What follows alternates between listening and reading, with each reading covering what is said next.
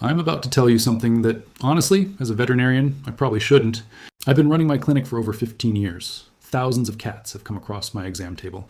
And if I'm being real with you, in nearly 60% of the cases, I see where a cat is overweight, packing up hairballs, or has a dull, greasy coat. The problem isn't the food. The problem is that shiny, expensive bag sitting on your counter. The bag that screams natural, premium, holistic. Three magic words that, and I want you to hear this clearly, have almost no legal meaning in the pet food industry. Companies can print them on anything, and they do. But here's the part that got me in trouble. I used to keep a homemade recipe card at my clinic reception, free, for any client who asked. Until one day, a rep from a major treat brand politely suggested I take it down. I took it down from the counter. Today, I'm putting it on the internet. 3 ingredients, all ready in your fridge. 10 minutes of your time. And your cat, I promise you, is about to go crazy for a treat for the first time in her life in a way that actually helps her body instead of hurting it. It's time to throw that bag away. Let's get started. Hi everyone, I'm Dr. Andrew Collins, your neighborhood veterinarian, and welcome back to the channel. In my clinic, one of the most common conversations I have with cat parents goes exactly like this. Doc, my cat is getting a little chunky, but I feel guilty cutting back on treats. She loves them so much. And when I ask what brand they're buying, 9 times out of 10, it's one of those premium boutique bags that costs more per pound than a good steak. Here's the truth. You don't need those bags. You never did. In fact, most commercial cat treats are engineered to be addictive, not nutritious. And today, I'm going to walk you through the exact homemade treat recipe I recommend to my own clients, the one my patients go absolutely bonkers for. Plus, the science behind why it works, the mistakes to avoid, and how to serve it safely every single day. Let's get into it. Chapter 1. The ugly truth. Inside that expensive treat bag. Let me paint you a picture of what's really in most commercial cat treats. Picture your cat in the wild for a second. Not your cat specifically. She's clearly a queen. But her ancestors. Cats are what we call obligate carnivores. That's a fancy term that just means their bodies were designed from the whiskers down to run on meat. Real meat. Muscle, organ, moisture, protein, fat. That's it. Now imagine handing that ancestral cat a crunchy, star-shaped kibble made of wheat flour, corn gluten, powdered chicken flavoring, red dye number 40, propylene glycol, and a shelf-stable preservative called BHA. She wouldn't recognize it as food. Her body doesn't either. Here's the metaphor I use in my clinic. Feeding your cat most store-bought treats is like feeding a toddler nothing but neon-colored breakfast cereal all day. Sure, they'll eat it, they'll love it, they'll beg for it, but it's not food, it's flavored filler. I had a patient last week, a beautiful orange tabby named Biscuit. His mom brought him in because he was gaining weight, throwing up hairballs constantly, and his coat had gotten dull. She was doing everything right. Premium food, fresh water, regular play. But when I asked about treats, she pulled out 3 different bags from her purse. Biscuit was eating almost 40% of his daily calories from treats alone. And here's the kicker. Those treats had almost no real nutritional value. They were essentially cat junk food dressed up in expensive packaging. The average American cat parent spends between $120 and $250 a year just on treats. That's real money. And most of it is going toward ingredients that are actively working against your cat's health. So what do we do instead? That's exactly what the rest of this video is about. Chapter 2. The 3 biggest mistakes cat parents make with store-bought treats. Before I give you the recipe, and I promise we're getting there, I need you to understand the 3 biggest traps almost every cat parent falls into. Because if you skip this part, even the homemade treat won't save you. Mistake number 1, falling for the word natural. Please listen closely. This is a veterinary warning. The word natural on a pet food label is almost completely unregulated. It means essentially nothing. A treat can be labeled natural and still contain artificial preservatives, plant-based fillers, and flavor enhancers that would never appear in your cat's actual diet. I've seen bags marketed as grain-free, all-natural, holistic, 3 magic words, that were 60% pea protein and potato starch. Your cat is not a rabbit. She doesn't need peas. Mistake number 2, overfeeding just a little. This is where almost everyone fails. Treats should make up no more than 10% of your cat's total daily calories. 10%, that's the golden rule. For the average 10-pound indoor cat, that's roughly 20 to 25 calories a day from treats. Do you know how many treats that is in most bags? 2, maybe 3. Not the handful you're pouring into her bowl every time she gives you those eyes. I know, it hurts. But every extra treat is one step closer to feline obesity, which affects nearly 60% of indoor cats in the United States and dramatically raises the risk of diabetes, arthritis, and liver disease. Mistake number 3. The human food is dangerous myth. Now, this one is nuanced. Yes, chocolate, onions, garlic, grapes, raisins, and anything with the sweetener xylitol are absolutely off limits. Those are true veterinary emergencies.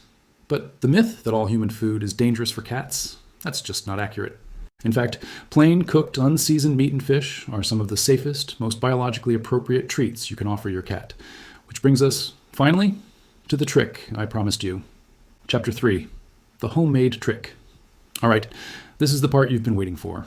I call it the vet's crumble. 3 ingredients, 10 minutes, pennies per serving. And in my experience, cats absolutely lose their minds over it. Here's what you need. Just 3 things you almost certainly already have. Ingredient 1 can of plain water-packed tuna or 1 small cooked chicken breast. No salt added, no oil, no seasoning. Just meat and water. Ingredient 2, 1 whole egg. Yes, a regular chicken egg from your refrigerator. Ingredient 3, 2 tablespoons of plain oat flour. If you don't have oat flour, take rolled oats and blitz them in a blender or food processor for about 15 seconds. Done. That's it. That's the entire ingredient list. Now let me walk you through the method, and more importantly, why each step matters. Step 1. Drain and shred your protein. If you're using tuna, drain it completely. And I mean completely. Press it against the lid until every last drop of water is squeezed out. If you're using chicken, make sure it's fully cooked, cooled, and shredded into fine pieces with a fork. Why does this matter? Because moisture is the enemy of a good crumble texture. And more importantly, canned tuna packed in water still contains some sodium. Draining it thoroughly reduces the salt load significantly. Your cat's kidneys will thank you. Take a step back for a second. This is already a treat that's about 90% pure animal protein. Compare that to the 20 to 30% protein in most commercial treats, and you're already ahead of the game. Step 2, mix in the egg. Crack 1 whole egg into your bowl of shredded protein and mix thoroughly. The egg is doing something magical here. It's a binder, a nutrition booster, and a flavor amplifier all at once. Eggs are one of the most bioavailable protein sources on the planet. Nearly 100% of the protein in an egg can be absorbed and used by your cat's body. They're also rich in taurine, an amino acid that cats literally cannot make on their own and absolutely require for heart and eye health. Before we move on, this next step is where most homemade treat attempts fall apart. So pay close attention. Step 3, add the oat flour, 1 tablespoon at a time. Sprinkle in your first tablespoon of oat flour and mix gently. Then the second. You want a texture that's just barely holdable. Moist, but not wet, like slightly damp sand. Now, some of you are wondering, wait, aren't cats obligate carnivores? Why are we adding oats? Great question. The answer is, we're not feeding the oats to your cat as nutrition. We're using a tiny amount as a binder to hold the treat together and give it a satisfying, crumbly texture. 2 tablespoons across an entire batch works out to a trace amount per treat. Perfectly safe and completely digestible for the vast majority of cats. If your cat has been diagnosed with a grain sensitivity, you can substitute with the same amount of coconut flour or almond flour. Same effect. Step 4. Portion, bake, and cool. Roll the mixture into tiny balls, about the size of a small pea. Not a marble, a pea. Portion size matters enormously here, and we'll come back to that in a minute. Place them on a parchment-lined baking sheet and bake at 350 degrees Fahrenheit. That's about 175 Celsius, for 12 to 15 minutes or until the outside is lightly golden and firm to the touch. Then, and this is critical, let them cool completely before serving. Cats have sensitive mouths, and warm treats can not only burn them, but also spoil their appetite for the real thing. Store the finished crumble in an airtight container in the refrigerator for up to 5 days, or freeze them in a zip-top bag for up to a month. That's it. That's the whole trick. Roughly 40 to 50 tiny treats per batch, for less than $1 worth of ingredients. Chapter 4. The vet-approved flavor. Variations. Now, some of you are already scheming. You're thinking, Dr. Andrew, can I switch it up? My cat gets bored. Yes, absolutely. Let me give you 3 variations I use with my own patients. Variation 1, the salmon boost. Swap the tuna for canned wild salmon, drained. Salmon is loaded with omega-3 fatty acids, which are phenomenal for skin, coat, joint health, and reducing inflammation. If your cat is over the age of 7, this variation is my top recommendation. You may notice a softer, shinier coat within about 3 to 4 weeks of regular use. Variation 2, the chicken and pumpkin digest. Use shredded cooked chicken and replace half the oat flour with 1 tablespoon of plain, pure pumpkin puree. Not pumpkin pie filling, that has sugar and spices that are toxic to cats. Just pure, canned, 100% pumpkin. Why pumpkin? Because it's rich in soluble fiber, which is a gentle, natural way to support digestion and reduce hairballs. If your cat is a chronic hairball hacker, this is the variation for you. Variation 3, the sardine superfood. Use one small can of sardines packed in water, no salt added, instead of tuna. Sardines contain the bones, which are soft, fully edible, and packed with calcium and phosphorus. They're basically a complete little superfood in a can. A quick safety caveat on all three. Please, no seasoning. No garlic, no onion, no salt, no herbs, nothing. Cats have vastly different taste receptors than we do, and many common seasonings are actively toxic to them. Plain is best. Plain is safest. Plain is what their bodies want. Chapter 5. The Daily Treat Formula. Now, this is the part almost nobody talks about, and honestly, it might be the most important section of this entire video. Making a healthier treat is only half the equation. The other half is serving it in the right amount, at the right time, in the right way. Here's my simple daily formula. I call it the 3-2-1. 3 tiny crumbles per day, maximum, for the average adult cat. Not 3 handfuls. 3 individual pea-sized pieces. That's roughly 15 to 20 calories total, right within our 10% daily treat budget.